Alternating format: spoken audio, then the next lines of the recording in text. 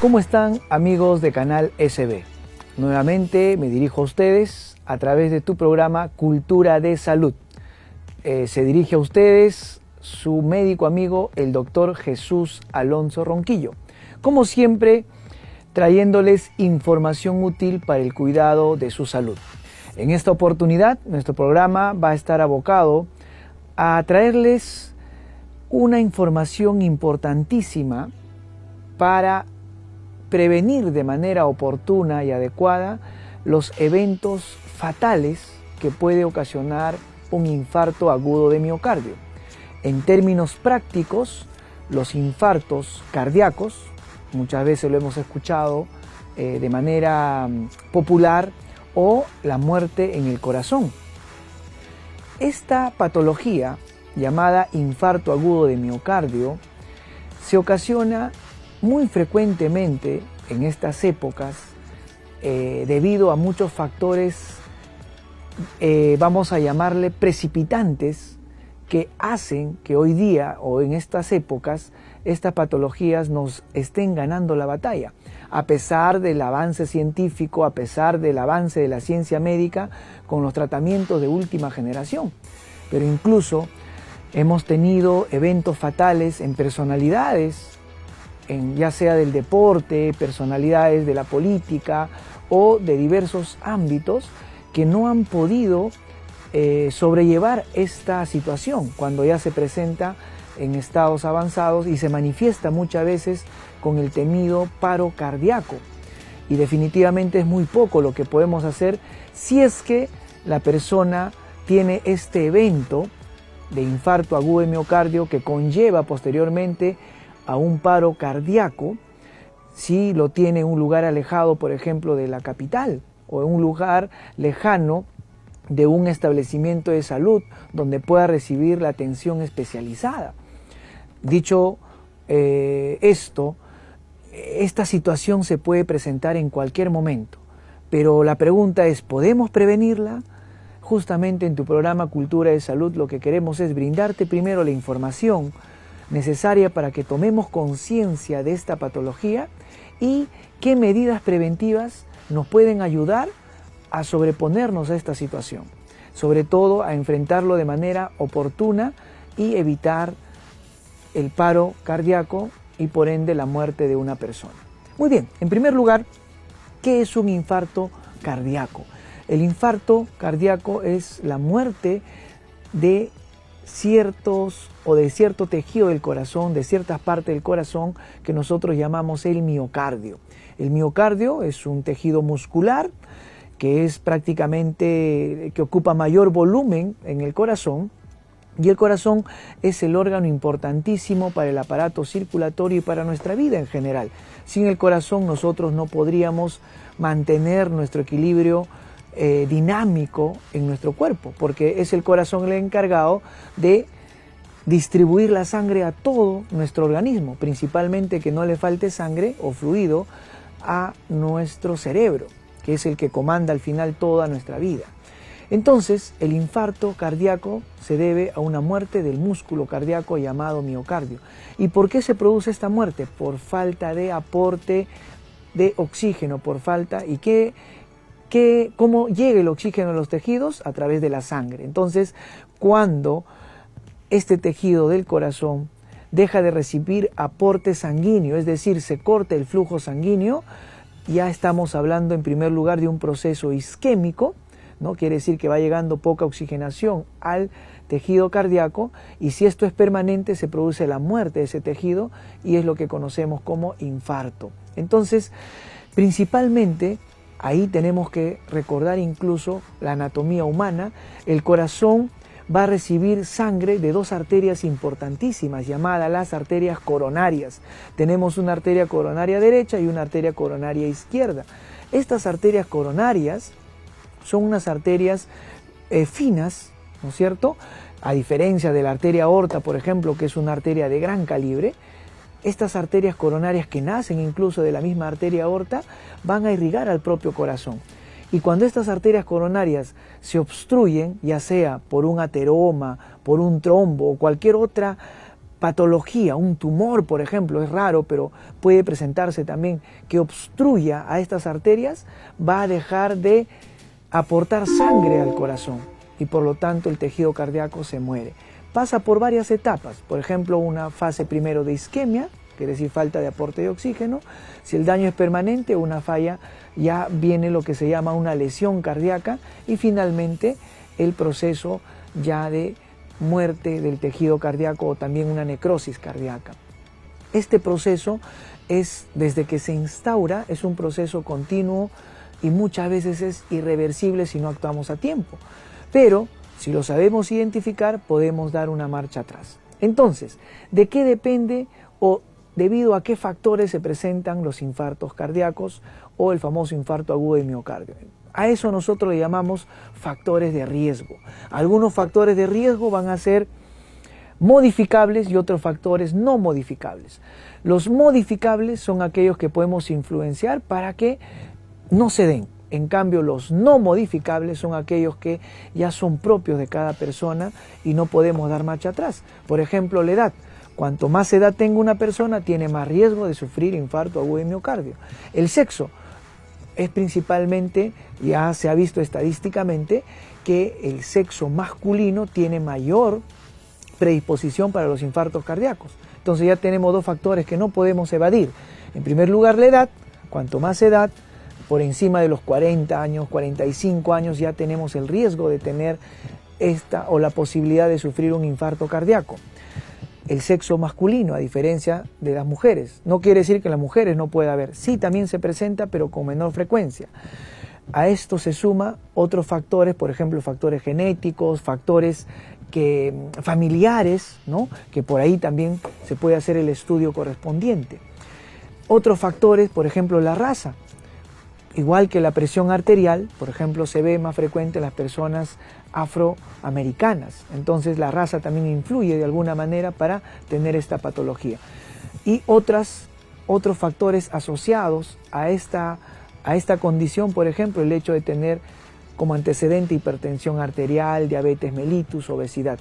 Estas otras patologías encajan en el grupo de factores de riesgo modificables. ¿Dónde podemos influir nosotros como médicos, por ejemplo? Es en estos factores de riesgo modificables, como por ejemplo la obesidad, el consumo de tabaco, que también aumenta el riesgo de infarto agudo de miocardio, las enfermedades metabólicas, que son las enfermedades de nuestro siglo, por ejemplo la hipertensión arterial, la glucosa elevada o en algunos casos ya los pacientes con diabetes tienen mayor predisposición, ¿no? Antecedentes familiares también tienen mucho que ver. Y también hay otras patologías propias de la estructura del corazón, por ejemplo las estenosis de alguna válvula cardíaca, ya sea mitral o la válvula tricúspide, válvulas de las arterias, aorta, arteria pulmonar. Entonces, todas estas condiciones van contribuyendo a que se dé esta patología. Entonces, ¿cómo podemos prevenirlas? ¿Qué medidas preventivas podemos tomar al respecto? En primer lugar, todas estas enfermedades que les he denominado factores o alteraciones denominadas factores de riesgo, sobre todo las modificables, a veces no dan síntomas, por eso se les llama también enfermedades silenciosas. Y la única manera de poder diagnosticarlas o determinarlas con precisión es acudiendo al médico. Entonces, la primera medida preventiva para evitar los infartos agudos de miocardio o los infartos cardíacos es hacerse un control médico anual. ¿Qué quiere decir esto? Una vez al año, un chequeo completo. Si vas al médico y estás sano, todos tus controles, tus pruebas están ok, perfecto, al próximo año su siguiente control. Vamos que con el tiempo, también nuestro organismo se va deteriorando y va sufriendo algunos cambios propios de la edad. Entonces, primero, control médico preventivo, una vez al año. Segundo, evitar el consumo de alimentos que no sean saludables. Felizmente en esta época ya los productos que tienen alto contenido de azúcares, alto contenido de sal, alto contenido de productos o alimentos no naturales, llamamos transgénicos, etc., ya en los empaques vienen los famosos octógonos, ¿no?, de color negro, que nos dice, por si acaso, esto no consumas porque tiene alto contenido de eso. O si vas a consumir, en cantidades moderadas. O de preferencia, optemos por lo más natural. Eso siempre va a ser lo ideal. Entonces, una alimentación saludable va a hacer que tu corazón también sea saludable. ¿Por qué? Con el tiempo, cuando uno no come saludablemente, a nivel de estas arterias, llamadas arterias coronarias, imagínense que esta sea la luz de la arteria, como si fuera un sarro, se va pegando placas de grasa, a eso le llamamos ateromas, y con el tiempo esos ateromas pueden obstruir a la arteria y producir los famosos infartos. Entonces, todo también pasa por una buena alimentación. Segundo, actividad física, una actividad física de manera rutinaria, ya sea con caminatas o ejercicios tipo aeróbicos, como siempre por ahí nos decían nuestros grandes maestros, en cuerpo sano, una mente sana es lo ideal. Entonces la actividad física es importante para evitar este tipo de enfermedades. Otras recomendaciones para aquellos que fuman o consumen tabaco con cierta frecuencia, tratar de disminuirlo paulatinamente o de preferencia dejar de consumir el tabaco, porque afecta a nivel de la microcirculación y va dañando progresivamente a estas arterias. Ojo que las arterias coronarias no solamente es una arteria coronaria, como les decía, derecha o izquierda, sino van a tener múltiples ramas. Y una de estas ramas puede irrigar a una parte importante del corazón, incluso que si se obstruyera puede producir muerte súbita. Para eso es importante siempre una buena alimentación al lado de la actividad física. Evitar el sedentarismo. Aquellas personas que tienen sobrepeso tienen mayor predisposición para los infartos cardíacos. No quiere decir que las personas delgadas no lo vayan a tener, también ojo, porque internamente no sabemos cómo está de repente su porcentaje de colesterol o cómo están sus niveles de colesterol, el HDL, LDL y muchos factores que tenemos que controlarlo adecuadamente en una visita médica. Muy bien, y sumado a esto tenemos que tener una dieta saludable, por ejemplo, rica en frutas, verduras, fibras vegetales, y todo esto ayuda también a que nuestra circulación esté mejor. Consumir, por ejemplo, la carne de pescado, que tiene alto contenido de omega 3, o todo lo que sea saludable siempre va a ser mucho mejor para nuestro organismo. Muy bien. Y cuando se presenta esta situación crítica, ¿cuáles van a ser los síntomas que a veces se pueden presentar y nos dé un indicativo que tenemos que acudir inmediatamente a un centro de salud? Por ejemplo, empiezan con un dolor opresivo en el pecho, dolor en el cuello, dolor a nivel del miembro superior del lado izquierdo principalmente, como adormecimiento o calambre, y el dolor se va haciendo progresivo a nivel del pecho. Todo dolor en el pecho, mientras no se demuestre lo contrario, si estamos frente a un adulto mayor, una persona que ya supera los 45 años, se debe estar pensando en una posibilidad de un infarto cardíaco hasta que no se demuestre lo contrario. Ya en el centro de salud se le dará la atención adecuada.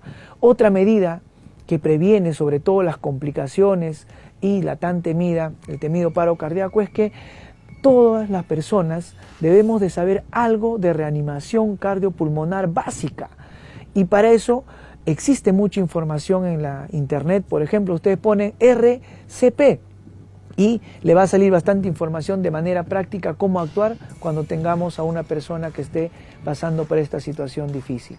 El conocimiento sirve, pero más importante o lo que más sirve es que ese conocimiento lo apliquemos. Entonces, en algún otro programa vamos a dar más detalles acerca de esta patología y sobre todo vamos a traer una demostración práctica cómo hacer una maniobra de reanimación cardiopulmonar de manera básica, que toda la población lo debe conocer y es parte de los primeros auxilios que podemos brindar a una persona que esté pasando por una situación difícil. Y definitivamente si encontramos que esta persona, por ejemplo, está inconsciente, activemos el sistema de alarma. Inmediatamente pedir ayuda a las instituciones o a una persona que esté cerca para que se nos pueda brindar el apoyo necesario. Y para eso es básico también conocer el famoso RPC o RCP básico que nos va a ayudar a salvar una vida. Muchísimas gracias por hoy día, por haberme escuchado.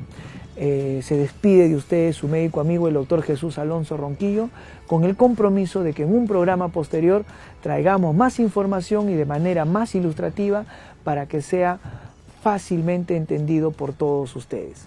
Su programa Cultura de Salud siempre va a estar dirigido a mantenerlo sano y si ya hubiera alguna alteración o alguna patología, evitar que esa enfermedad nos gane. Muchísimas gracias y conmigo será hasta otra oportunidad. Muy amable.